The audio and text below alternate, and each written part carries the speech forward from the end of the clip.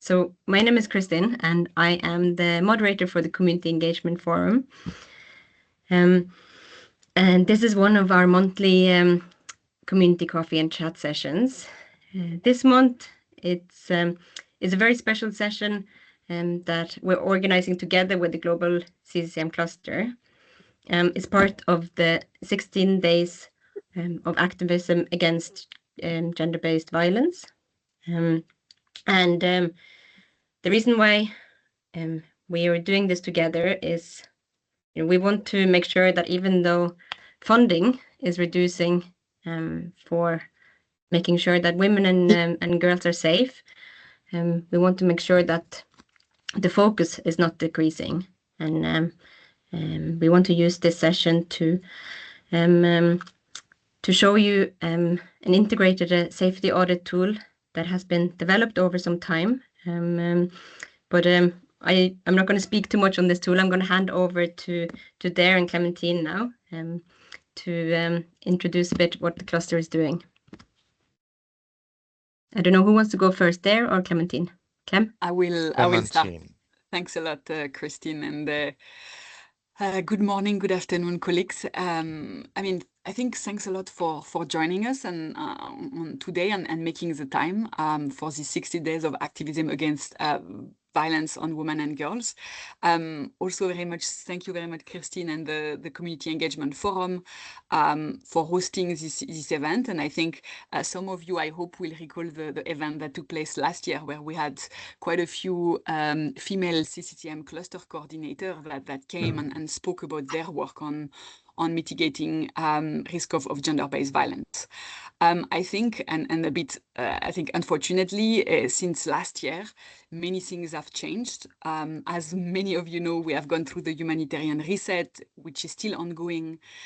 Lots of sensitivity arose regarding gender and women's rights, and critical protection intervention are being deprioritized by a number of humanitarian donors, as I think we are all, and some of you in the field, acutely aware. However, I think the need that we witness in our operation and as CCCM stakeholder does not disappear. They remain very high and continue to increase in some context. I think in this context, it's capital and very important for the CCM cluster to continue to do its share, and notably leveraging this campaign, continue to advocate for GBV risk mitigation in displacement setting, and continue to amplify voices from the field, from cluster coordinators, from practitioners, but also from communities themselves. And I think the Community Engagement Forum has been a very important channel for that purpose. We need to continue raising awareness that site management decision directly impact safety and dignity of all, including women and girls. And I think that's remain and continue to be a key kind of message that Dare and I at global level, and all of you working through the cluster or through programs, through various agencies, need to continue passing to other sectors, to OCHA, to communities, to governments. Good site management can save life. It's important for practitioners to be equipped to identify this risk and to mitigate them. That's the commitment that all of our organization and the CCM cluster have put forward in the call to action against gender-based violence in emergency, and this remains more relevant than ever. So I will now hand over to Dare that will further explain why these campaigns matter, but also why I think this message is very important now. So thanks a lot, and over to you, Dare. Thank you, Clementine. Colleagues, good afternoon from Geneva. I'm delighted, and it is great pleasure for us to be even given the credibility to speak in such an important occasion. It is something that, regardless that has been repeating on annual basis, I think the importance of the topic is becoming every year more important for me personally, and I believe for all of you. It is never, ever just a usual annual discussion that we are having. The situation of women and girls where we serve where we work is not showing any good signs that makes us ever reach a day where we think that we should not still be loud and very vocal about the situation. Clementine has said enough, and I think my probably pitch is to basically probably unfold and elaborate on that. It is important, but it's more important than ever now, because there are situations when there is a funding reduction, things are becoming even more important to speak up and louder for women and girls. I have been discussing from the day the funding has been reduced, how this has affected. And I was remembering the first thing I said, what is happening if there's no camp management and there's no site management? I checked with one of the countries in this situation, the one that is experiencing a horrific crisis, Sudan.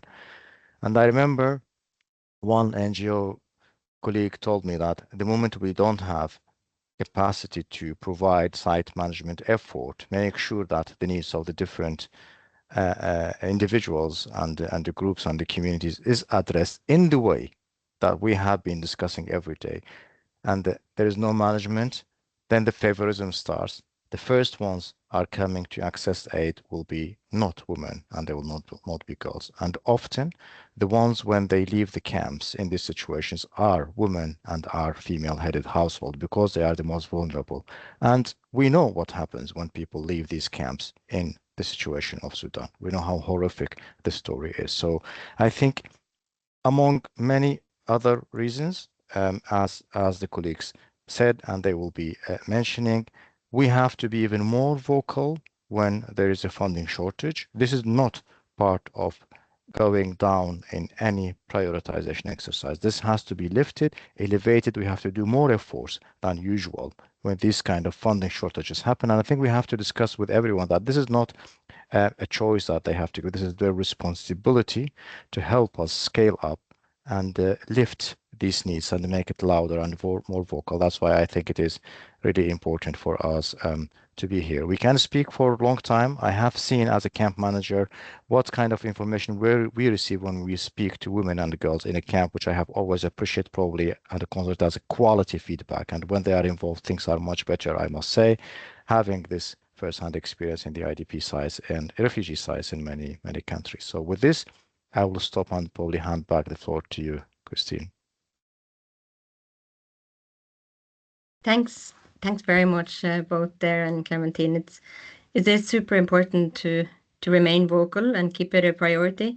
And I think the fact that both of the global CCCM cluster coordinators are here with us today and speaking on it is very, very helpful. And it just strengthens the importance and the focus. So thank you.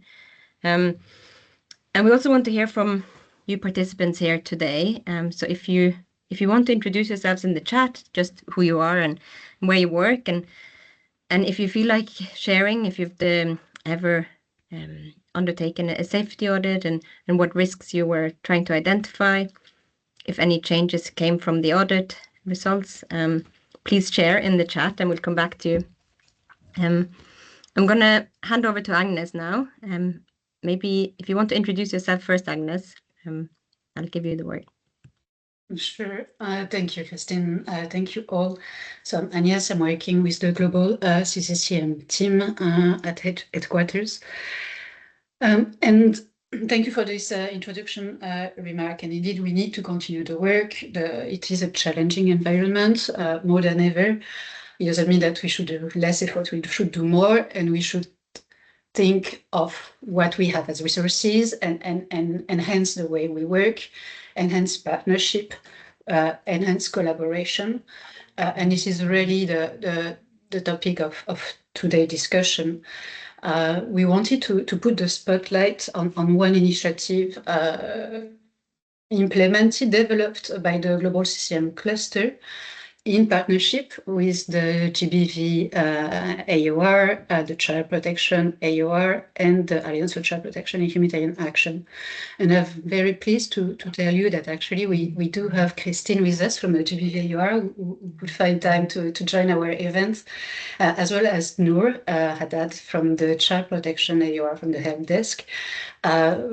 both AORs have been heavily involved in this process, and it's going to be, again, a joint initiative that we want to present to you, and hopefully it will be inspirational and give us also a direction for 2026 on how we can work together to better identify the risk of gender-based violence, but also other protection risks, and how we can mitigate them. So just to say a few words about this initiative, it is called the Site Safety Audit Initiative, and it actually started 2 years ago. We had an annual CCCM Cluster meeting, and we had a session on the identification of GBV risk and child protection risk together with the AORs and our CCCM Cluster partners. And during this session, which was very interesting, we had a very good presentation actually from the CCCM Cluster coordinator from Somalia at that time, who introduced the safety audit they were doing with the child protection AOR and the GBV AOR in Somalia at that time. We had a few important takeaways from this discussion. One of them was that CCCM actors were really relying on safety audit to identify the risk.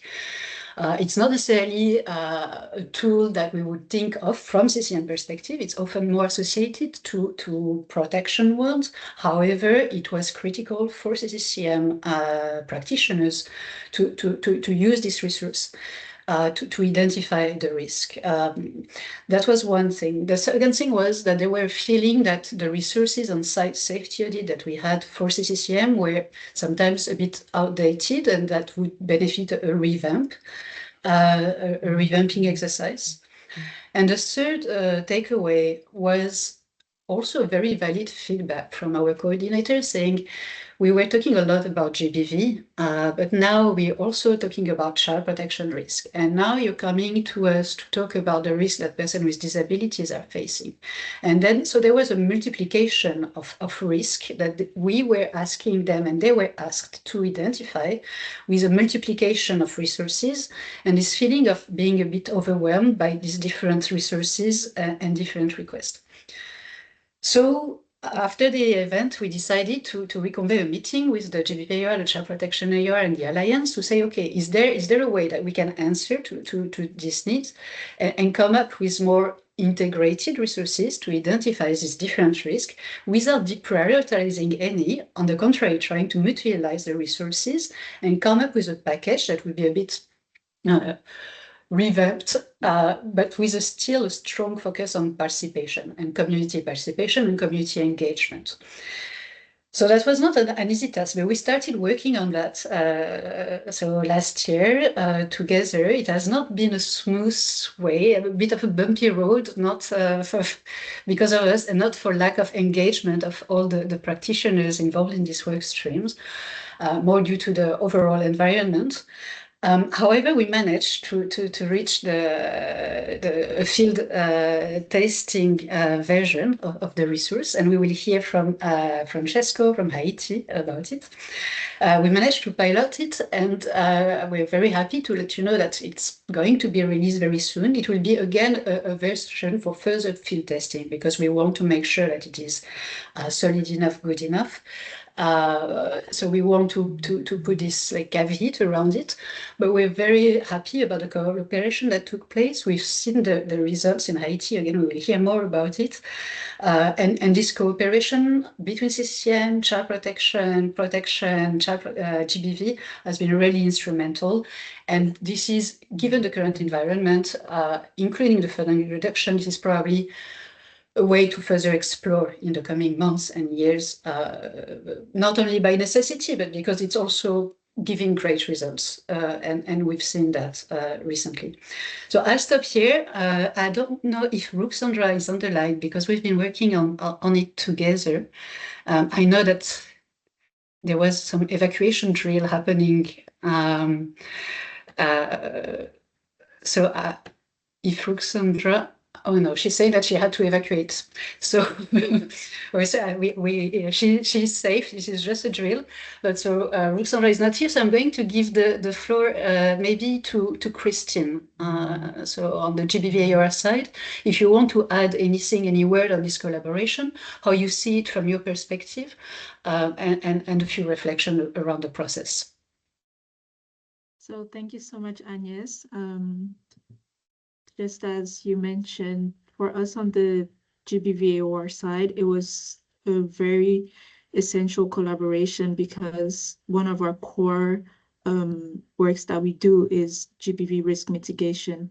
And obviously, one of the main purposes of such a collaboration is to strengthen our work that we do together, especially in specific camp settings where we're able to not just work on, what is concerning the CCM cluster, but we also have access to GBV risk mitigation with other sectors that are closely involved in camp management, like WASH, like you mentioned, child protection in general, even food, etc.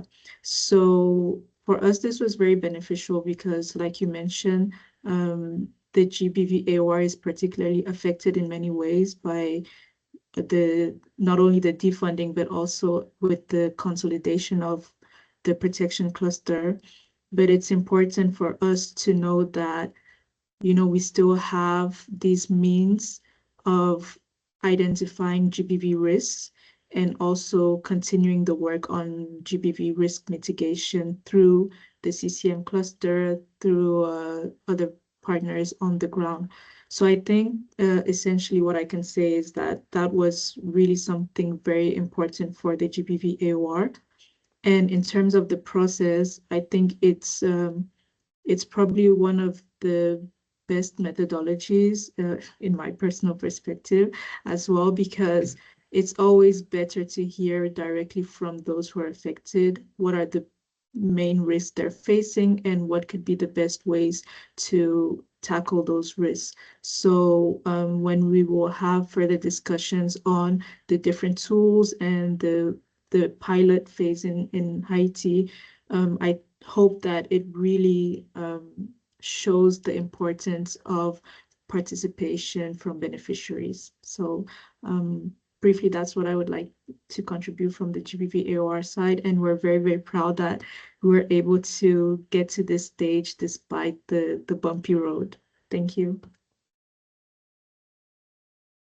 Thank you so much, Christine. And very, very good point. And it was an excellent collaboration. As I said, we're also very happy that we managed to reach this point.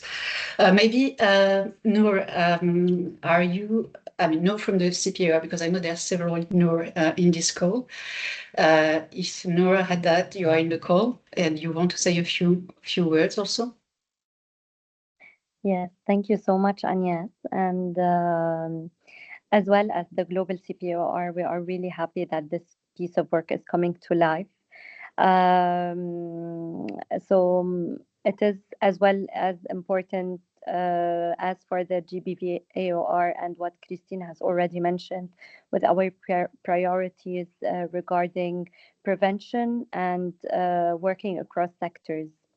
So whenever we look at a site through a child protection lens, we see the risks that are not often visible in other assessments.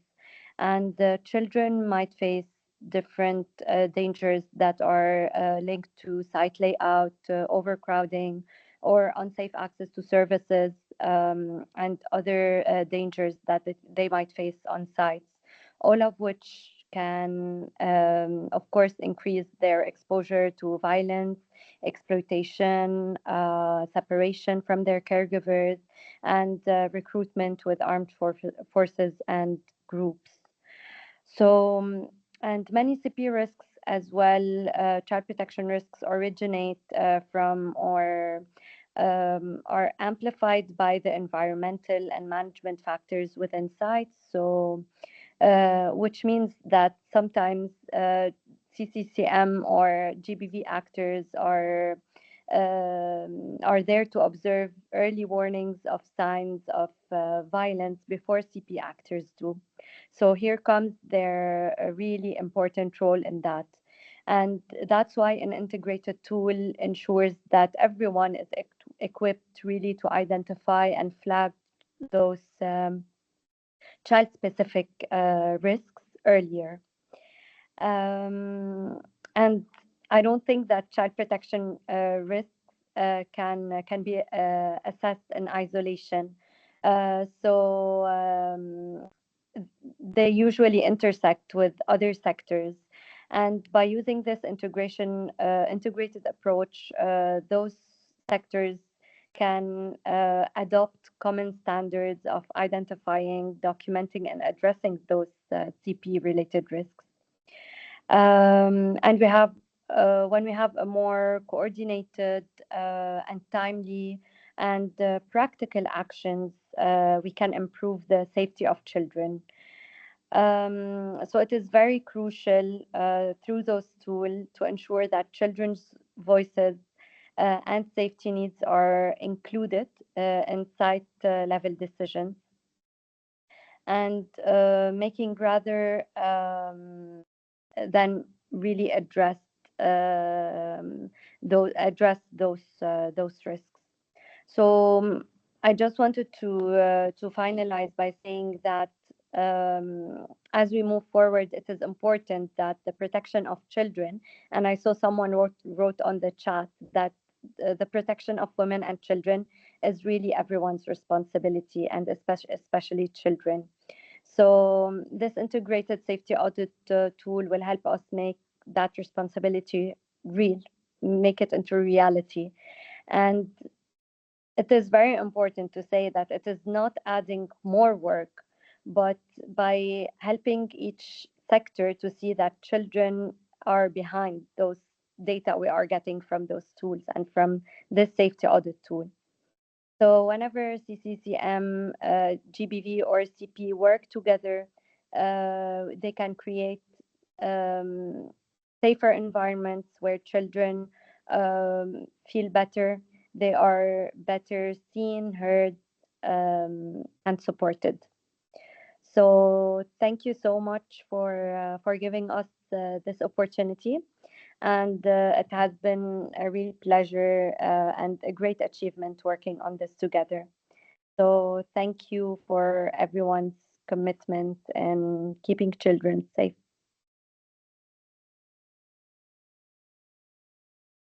Thank you very much, No, for these words. And indeed, like the engagement of children from CCCM practitioners' perspective comes. We need to put the relevant safeguard in place, but we really need to make an effort on our side to engage more frequently, to consult, to hear their voices more frequently, and to do it in an appropriate way. And this is what the safety audit is trying also to do, proposing like a step-by-step approach, the relevant, indeed, the safeguard that needs to be set up. But no, this is also one of our commitments. So thank you very much for that. And maybe in the interest of time, maybe we can go directly to Francesco. No, let's go to Haiti to hear from Francesco about this pilot that took place earlier this year. And you will tell us how you did it, what you did, and what was for you the added value of this tool, and we can then open also for discussions, questions from the participants. So over to you, Francesco. Okay, thank you. And I'm Francesco, CCCM Cluster Coordinator in Haiti.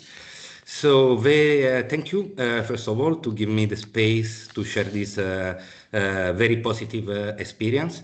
I have to say, we were very lucky to have the support of the global CCCM cluster to implement the safety audit in Haiti. I really thank you, all the team, especially Elena, that came to Port-au-Prince, spent a lot of time to us to help us to carry out and put in place the basis to have capacity in Haiti to carry on how it did independently. Is very important because, as colleagues were saying, this is a period of reduction of funds. So we know that maybe protection monitoring is not implemented in all the IDP sites. And I think this safety audit can be a cheaper tool to detect safety, security, protection risks inside in a cheaper way. It's clear that safety audit are not replacing protection monitoring, but it's easy for us to get an idea of the priority and risk that there are inside, so then we can prioritize for protection monitoring, for example. Let me go directly on sharing a little bit of a figure in Haiti. Haiti, as you may know, is experiencing a rapid deterioration of security. End of 2024, there were, to give you an idea, 300,000 IDPs in the country. 2023, 2024, we had 700 people displaced at the end of the year. This year, we are already 1.4 million. So the situation is deteriorating, and these people are moving, are displaced because of gangs, violence, and clashes between gangs and police. People are displaced in the Port-au-Prince metropolitan area, but also in the Artibonite and Center department. That are displacement that are caused by violence, but also there are displacement to south, because people doesn't want to stay close to this not secure place, so they move to a more stable place in Haiti. So in the south as well, even if we don't have violence, we have a lot of IDPs. The situation of gangs, of violence, is marked by attacks against civilians, kidnapping, extortion, occupation of public and private building, and GBV used weapon by the gang, of course. There are this situation led to, as I was saying, to a significant increase of internal displacement. People are displaced 2-3 times, multiple times, in a very sudden way. So the majority of people are seek refuge in host families. More than 80% of IDPs are in host families, but also in spontaneous sites like schools, unfinished structure, open air space. The most vulnerability are, as you imagine, the overcrowding in Haiti. In Port-au-Prince, Port-au-Prince is controlled for 90% by gangs. So in 10% of the remaining space in town, there are no displaced people, government offices, humanitarian office, actor offices, and IDPs. So it's a very limited space, and GBV has a very high risk and protection in general, and also a problem with the limited access to water and services is a big problem. In this context, as the CCCM cluster try to monitor population movement, coordinate emergency response, manage and support of site and CRC, community resource centers, to advocate to improve living condition and improve the protection of displaced people. So let's go to the safety audit.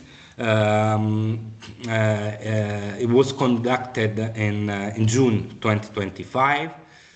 Was conducted by the CCCM cluster, supported of course by IOM, but protection cluster, general protection cluster, but also PSEA, GBV, and child protection. This is very crucial for us to work together, especially starting from the training of enumerators, going through data collection, and especially analysis. The objective of this of the safety audit is, of course, identify protection and safety risk, and this gives us to immediately take measure to address urgent finding, but also to plan a multi-sectoral response to the safety audit finding. The process was done as follows. There was the training of enumerators, there was the data collection, then there was the debriefing and the transcription of data, there was the data analysis, then the redaction of the report with recommendation. We share all this information and finding with communities and also with the stakeholders to let them be aware of the situation and take action. So we used 3 tools for the data collection. The observation tool, then the key informant interview guide for children, and the key informant interview guide for adults. That gives us to the possibility, the use of those 3 tools give us the possibility to have the perspective of children, but also adults, and even people with specific need, like older person and people living with disability. The site where we pilot the safety audit were 3, Mormon, École Jean-Marie César, and Local Fusion Socio. They have 1,600 households, 350 households, and almost 700 households. And there are different type of sites. The first one, Mormon, is a church. Then we have a school, and then we have a private building. We had like 59 interviews touching women, men, children in the 3 sites. The group included were also older person and person living with disability, as I was saying, and the themes we treat were safety, access to services, governance, and resilience. Just a point on site environment finding we got to let understand you a little bit the situation that those people are living in the site. So fights, tension, and the presence of armed men in the site and around the site create a climate of constant insecurity. They can hear noise, including gunshot, clashes. There were uncontrolled entry and exit, and inside, and this generate a level of stress. You imagine they were displaced because of violence several times, so just hearing these noises make them generating them a level of stress. The fear and the night is roused because of absence in some certain place of the site of lighting. Also, the basic, the lack of basic infrastructure increase the risk of injuries, and the poor hygiene condition increase the risk and fear of disease. This high level of overcrowding we were talking about, to give you an idea, the average of people in site in Port-au-Prince is 2,500, but there are site of 10,000 people, like school, that are occupied now by 12,000 people. Is the overcrowding situation in the site in Port-au-Prince is a very high level, and this, as you can imagine, make fear girls and women of harassment and violences. Of course, some cases there are reported tension between communities and displaced people, and lack of hope, like lack of income generating activity, but also lack of access to children, IDPs, kids, to go to school, let them feeling of powerlessness and abandoned. About key finding, there were, of course, a climate of fear and insecurity, precarious living condition, problematic distribution. There were disorder, favoritism also, because sometimes the committees are not elected; they are elected by their own, so they don't respect the standards fair. We are putting in place step by step election in sites, even if is always a challenge. There is this feeling of abandonment among displaced people, limited and non-inclusive governance inside sometimes. To give you an idea, we have 91 sites with manager on 250 sites, spontaneous site in Haiti. So this is a big challenge for us. And of course, violence, presence of weapons, and alcohol and drugs as negative coping strategies is a finding we got in those sites. So, as impact on the population, we have physical violence, stress and lack of sleep, risk of injuries and disease, and I would say negative coping strategies. Finding that we could get using these tools that maybe we could not have using other tools. Maybe the fact that adolescent girls complained about lack of proper shower, and the fact that the boy watched them when they were washing, for example. A specific area of site was mentioned as a zone that women and girls have to avoid. They used to refer to this zone as the field block.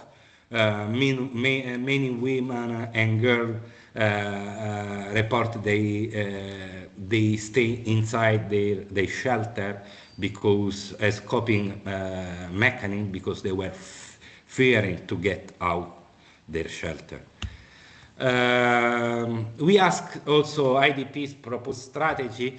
They answered like more inclusive participation for women, children, older person, and people living with disability, income generating activities, accessible complaint and feedback mechanism. We are putting in place now a complaints and feedback mechanism standard in all the sites in Haiti as CCCM Cluster.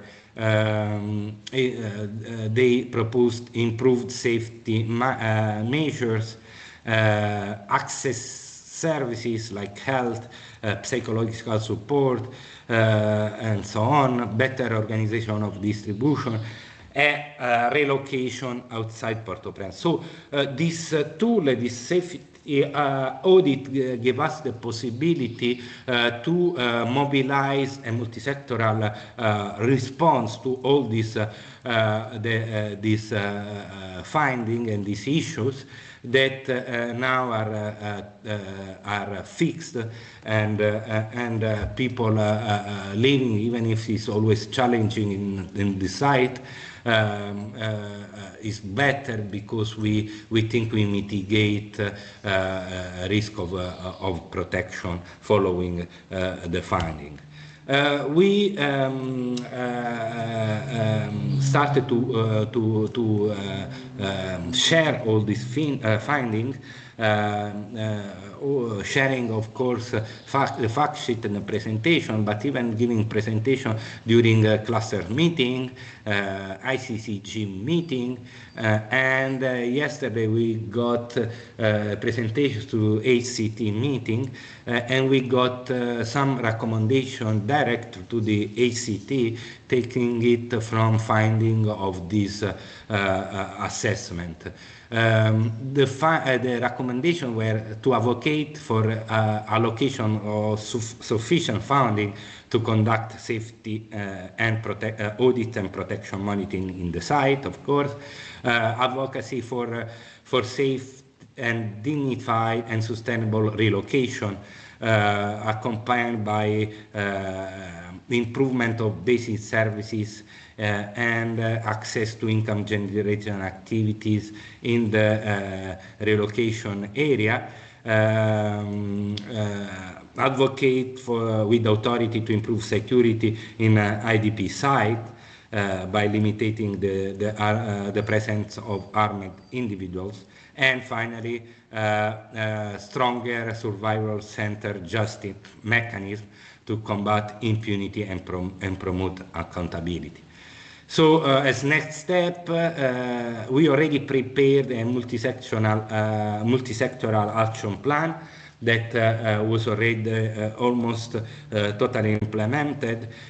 We keep disseminating findings to secure concrete commitments by different stakeholders. We replicate the safety audits. There are already 2 safety audits planned for the month of December, and 6 safety audit planned for the beginning of next year, and of course share the results also with communities. I think I will stop here because I had 1 week. There are 15 minutes. There are a lot of things to do and to say, but I will stop here and open for clarification and question. Thank you very much.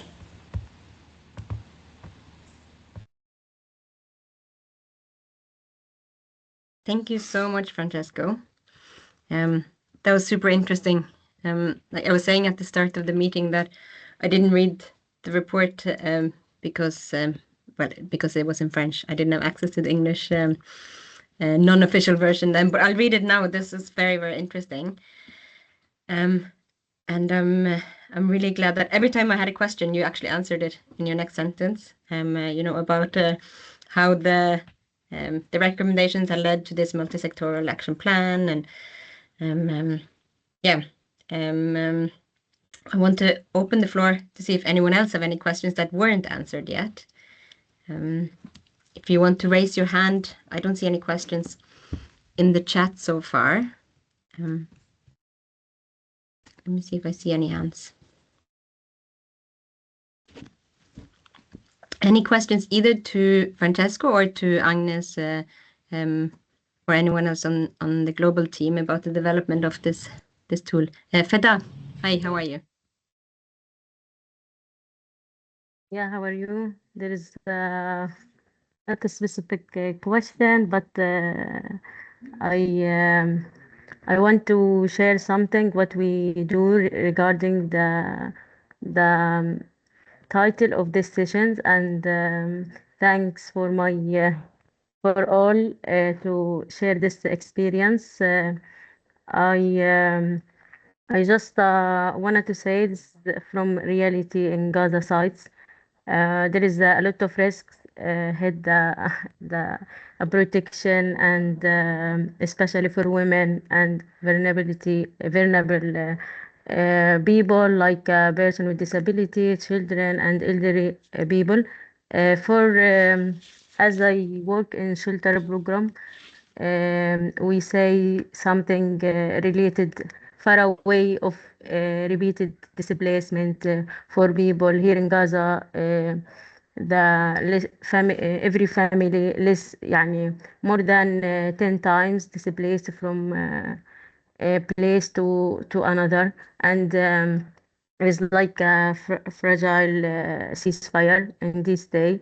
And also when we focus to the site itself, sometimes like risk like poor lighting, especially around latrines, and overcrowded movement, and reduction of essential service because the closing of border, all of this um, raise the risk and protection issues.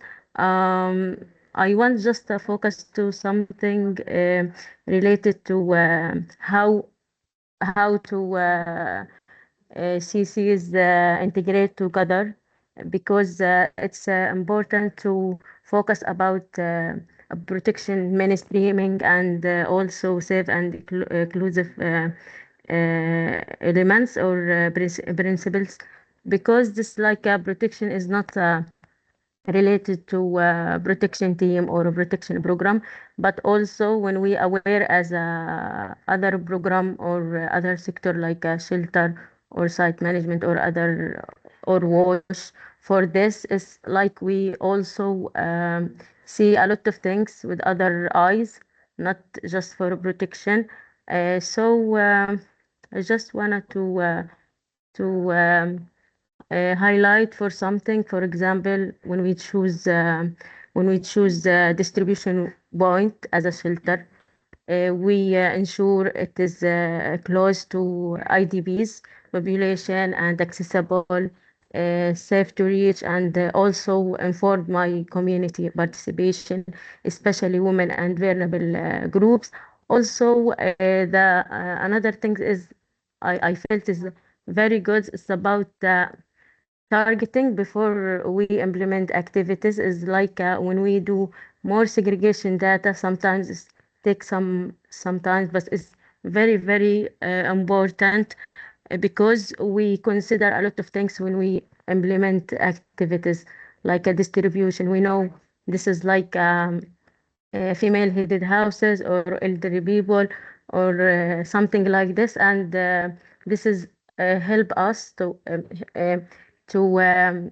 make like a safe referral path for protection, for example, or ICLA for HLB, and also community CFM. This is all of things together help people or help us to mitigate the risk of the protection risk. Yeah. Thanks so much for that. And this is a very, very good point about, we're talking today about working together and having an integrated approach, and this being a great example, this package on how they have been working together to develop this tool. But if protection-related risks are identified by say shelter staff or at the distribution site, how can that feed into this kind of safety audit? I don't know, Francesco or Agnes, if you have any experience in this, in testing it. About the integrated approach, of course, the safety audit, I was saying, is touching, yes, security, safety, protection, but also access to services, thematic. So when you get out with the report, you have like recommendation by sector. This is a very interesting point, because on base of this recommendation, a finding based, a sectorial finding, and recommendation built on this sectorial find, you can make a intersectoral action point, and each sector will be responsible for this part, because only if all the sector respond at the same time in the coordinated way, we have an impact on the mitigation of those risks. If only one sector respond, the mitigation is just partial. So it is important, and I think the ICCG, the sector cluster coordinators really understood this point, and actually the response was done in a very coordinated and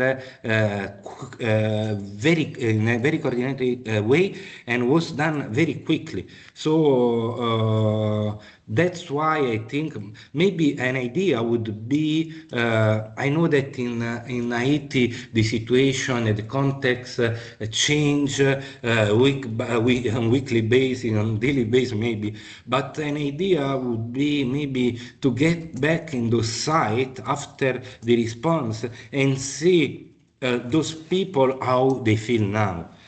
Maybe sometimes some feeling are better now than before the response. Over. That would be super interesting. A satisfaction survey as a post-monitoring survey in a way. Roxandra, would you like to join us? Thank you, and apologies for the fire drill. Just to say on the point of complementarity, and to also complement the colleagues, indeed there are many tools that have been piloted by partners and supported also from the global level that are participatory and inclusive in that sense, and also obviously the multi-sectoral assessments that we do with relation to site monitoring are complementary to this, and just for disambiguation, they don't replicate or replace each other in any means, by any means. And with regards to the protection discussion and how this relates to it, again, just for clarity, this is designed to be a community level, safety focused audit, meaning that when related to your question, Kristen, meaning that when protection concerns are identified through the different mechanisms of the safety audit, depending on what is applied, those are referred. So it wouldn't be necessarily that the CCCM colleagues or any other protection colleagues who run the safety audit, especially protection colleagues who are not of the expertise pertaining to the issue that they may face, then there is an automatic referral.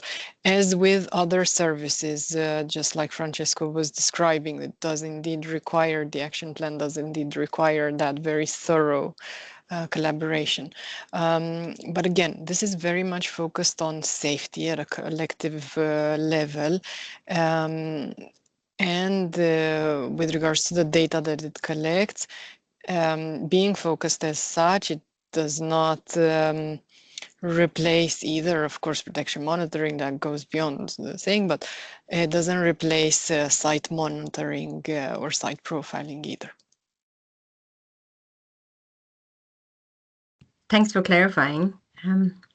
That's very useful.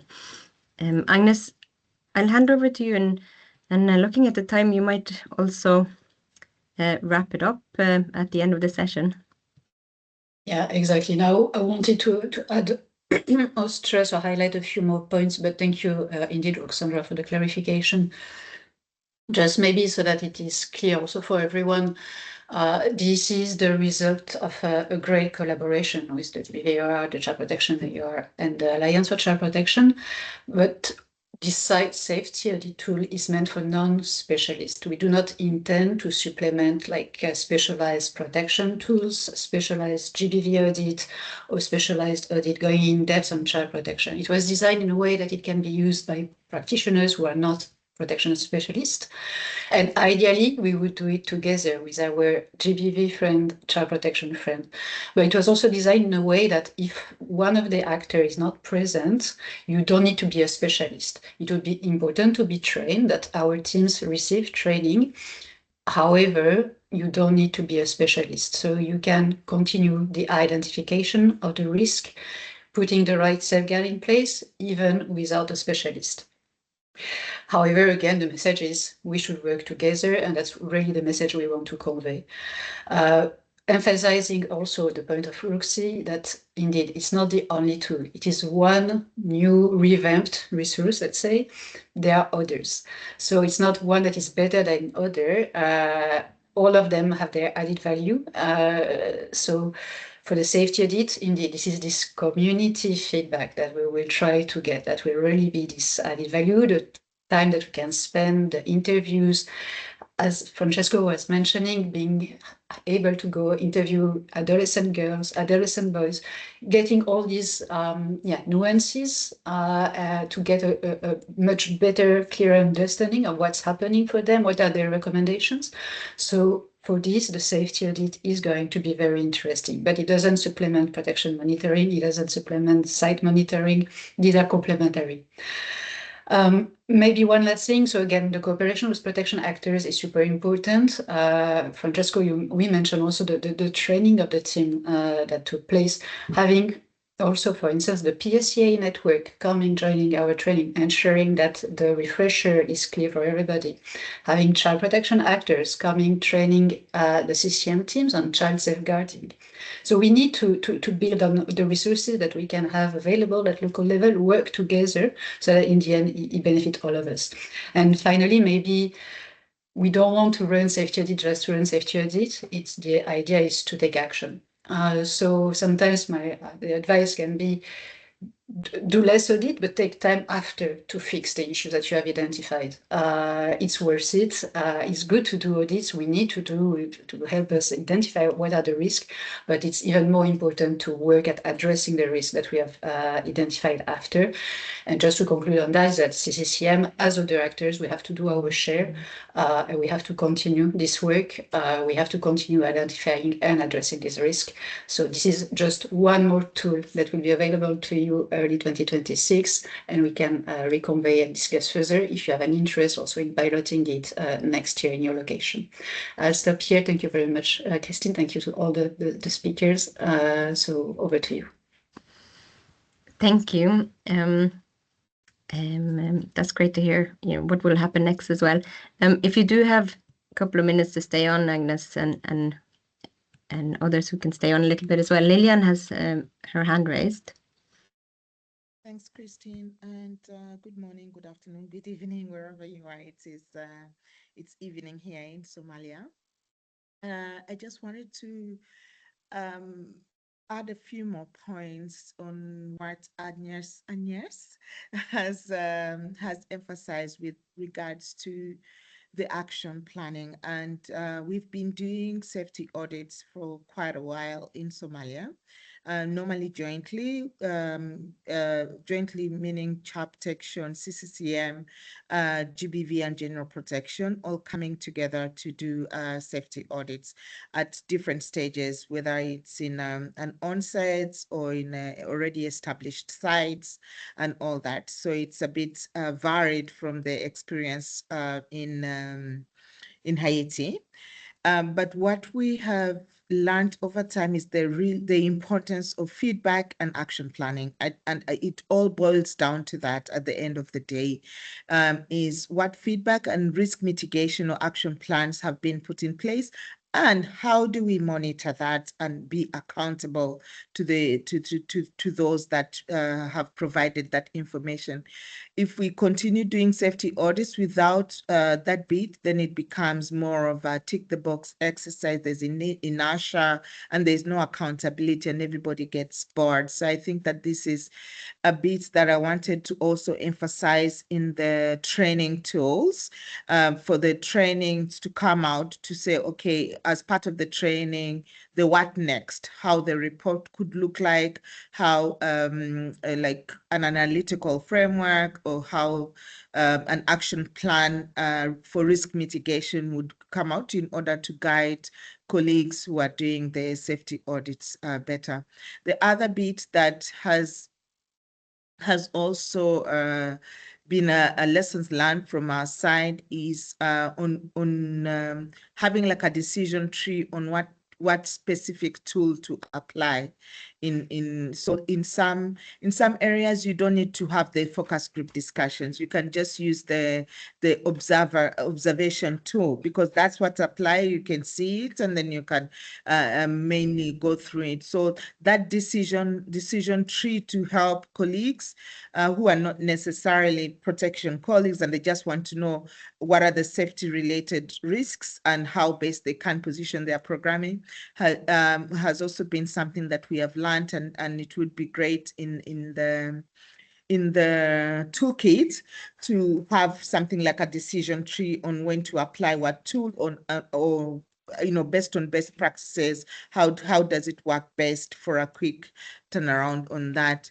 And then finally, on the as part of the action planning and the advocacy. So in Somalia, we do present the safety audits to the ICCG. We present it to the humanitarian country team, and we ask the humanitarian coordinator to commit to certain things to be done, at least from the environment, like the protective environment point of view, which probably would be affecting the whole landscape of the humanitarian response that are coming out from people. And that helps to garner that importance of why the safety audit needs to be made. And then we have what we call a scorecard, and this scorecard is managed by CCCM, who have site monitoring. It's called the site monitoring something. So we agree with every cluster what are the 1, 2, 3 indicators that we could monitor across the year to see that we are responding or we are addressing the risk mitigation actions. And these are minimums. They could have more than that, but these are minimums. So on a monthly basis, on the service monitoring, the CCCM colleagues, it's a simple traffic light approach. Then the CCCM colleagues come up with that traffic lights, and that helps the clusters to be able to monitor their risk mitigation measures, and also to encourage the members or the partners to be able to focus on certain bits. So I just wanted to add that. Thanks. Thanks so much, Lillian. Francesco, you raised your hand. Yes, just to share last experience we had on the action plan. It was a multi-sectoral action plan. It was worked ICCG level. So each and every sector has some activities to put in place in those sites, and with the time frame and deadlines. And this was presented and validated by ACT, and each to ACT there was a follow-up on this on the implementation of this action plan. That made the action very fast, and also the response. Thank you.